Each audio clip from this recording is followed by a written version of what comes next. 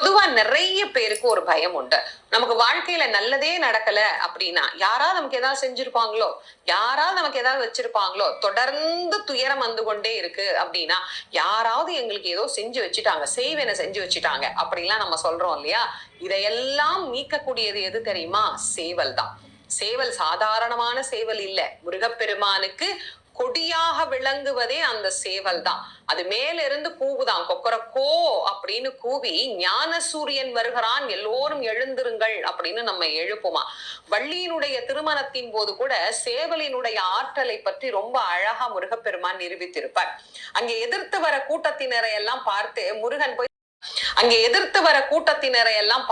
முருகன் போய் சண்டை போட வேண்டாம் அப்படின்ட்டு அவர் என்ன பண்ணுவாரு, சேவலை கூப்பிட்டு, சேவலே நீ போய் கொஞ்சம் கவனிச்சுக்கோ அப்படின்பார். இந்த சேவல் என்ன பண்ணுமா, கொக்கரக்கோன்னு கூவுமா. அடுத்து வந்த வேடர்கள் எல்லாம் ஆண்டு போவார்கள் அப்படின்னு நமக்கு பேசுகிறது சேவலினுடைய ஆற்றலை பற்றி.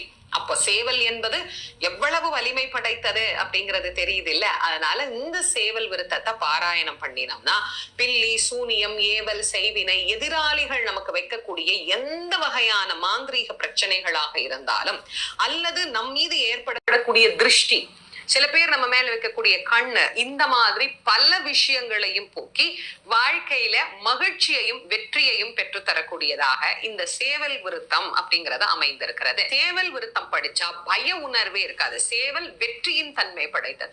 பயம்னா என்ன பயம்? எல்லா பயமும் தான். அதோட முக்கியமா யம பயத்தையும் போக்கக்கூடியது சேவல் விருத்தம்.